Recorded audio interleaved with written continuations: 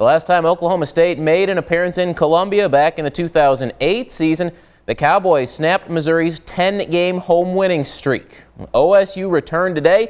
The Tigers had won 10 straight at home, and the Cowboys did it again. Missouri's Faurot Field win streak is over once again at the hands of Oklahoma State. The Cowboys ranked 4th in the country. They've got Brandon Whedon at quarterback, and he is awfully good. Michael Harrison on the receiving end of that 27-yard touchdown.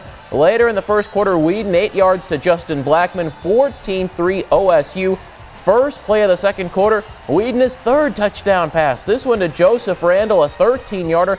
It's 21-3 Cowboys. Mizzou finally gets the offense cranking in the second quarter. Kendall Lawrence to the sideline, 18-yard run, 21-10. Tiger fans finally with something to cheer about. Then James Franklin to a wide open TJ Moe late in the second, 24-17. That's the score at half. The Tigers within a touchdown. But early third, Joseph Randall had a big game for the Cowboys, takes this one in from 16 yards out, 31-17. OSU driving again on the verge of scoring, but E.J. Gaines with the interception in the end zone for Mizzou, and he's not taking a knee, he's taking it out. And he takes it all the way to the Oklahoma State 46-yard line. Mizzou would drive to the OSU 3, but look what happens. James Franklin fumbles the football. The Cowboys get it back, and they would make the Tigers pay for that mistake. Give it to Randall, who had 4 touchdowns on the day, including this, a 59-yarder that made it 38-17 Oklahoma State. Franklin, a rough day, threw 3 interceptions. 2 of them were tipped.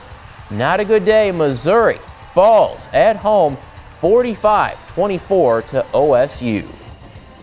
Anytime you win or lose, it's on the whole team. It's not on one player and one individual. He didn't make all the mistakes on the team. It's really all of us who made the mistakes, and we all got to take the blame for it, really. I know that I didn't play the best today, and it's frustrating, but being sad about it's not going to do anything, but at the same time being happy about it's not going to do anything. So it's just something that I'm trying to move on with, and it's a little tough, but only the great players can do it good. They have good players, good athletes, but I mean, I feel like we were in position to make plays. We just didn't make the play.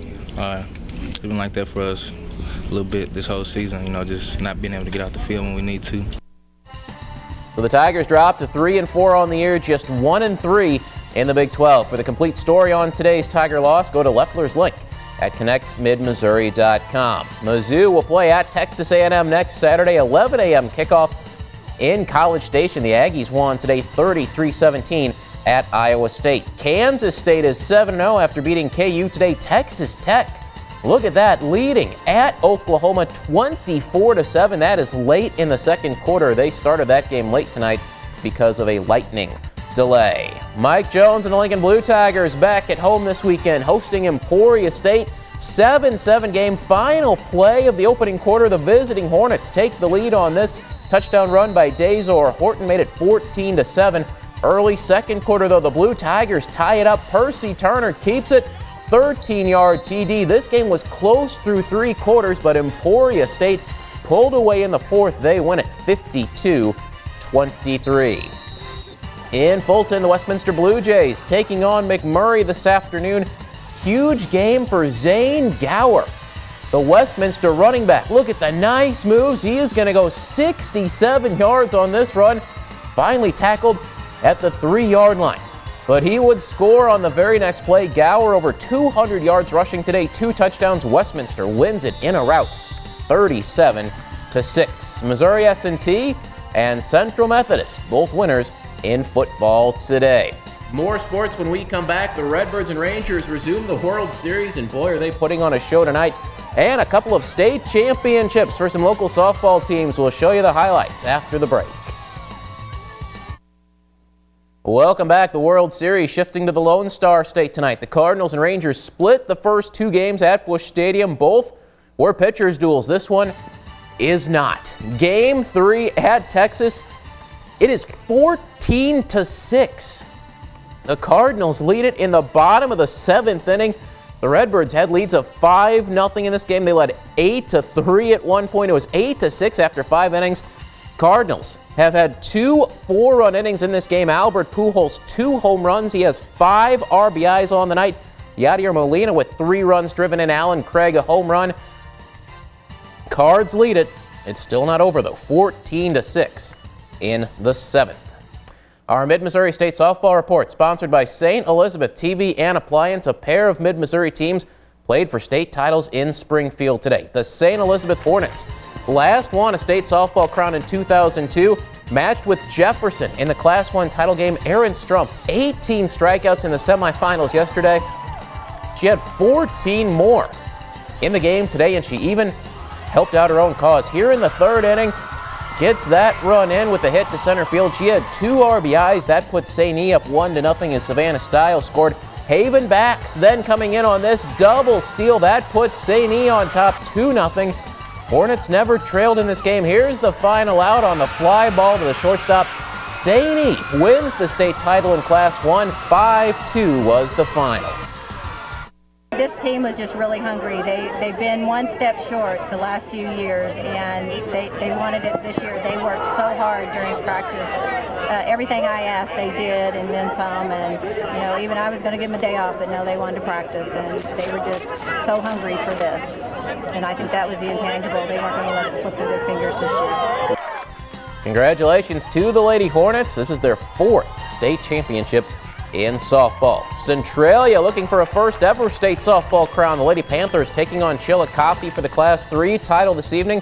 3rd inning, Centralia takes the lead on this Sydney Creel hit. Haley Schmersel comes in 1-0 Centralia. Then a wild pitch. Here comes Jennifer Mills.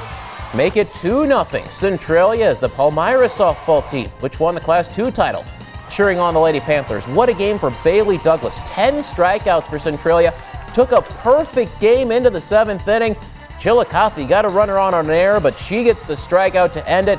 A no-hitter for Douglas and a state title for the Lady Panthers. They win it 2-0. It's the first ever, so I can't even begin to tell you what it means. Just incredible. It's probably the only word I can tell you. So a pair of Mid-Missouri teams win state titles today. Congrats to the Class 3 champions, Centralia Lady Panthers. The St. Louis Rams will take the field tomorrow without a victory this season. They won't have their starting quarterback either. Sam Bradford out with a high ankle sprain, so A.J. Feely will get the start against the Cowboys. They'll kick off at 3 o'clock tomorrow in Dallas. 3 o'clock start for the Chiefs as well. KC plays at Oakland. You can see that game right here on KRCG. 5 races down, 5 to go in NASCAR's Sprint Cup chase. They will run tomorrow at Talladega. Columbia native Carl Edwards, he's the points leader halfway through the chase. He will start 9th tomorrow. Mark Martin is on the pole. A couple other scores to pass along. Mizzou loses to Texas in volleyball tonight. Boys soccer, it was Borgia 5-0 over Helias. On the ice, the Blues coming off an overtime win last night, playing the Flyers in Philadelphia. TJ Oshie wide open in front of the net, gets the goal. That put the Blues up 2-0 in the first. St. Louis goes on to win it 4-2. They are now 4-4 on the season. Still 14-6. A lot of offense tonight. Cardinals with a big lead in Texas. Yeah, it's like they're just killing them. I know. Looking good right now. Yeah. All right, we'll be right back.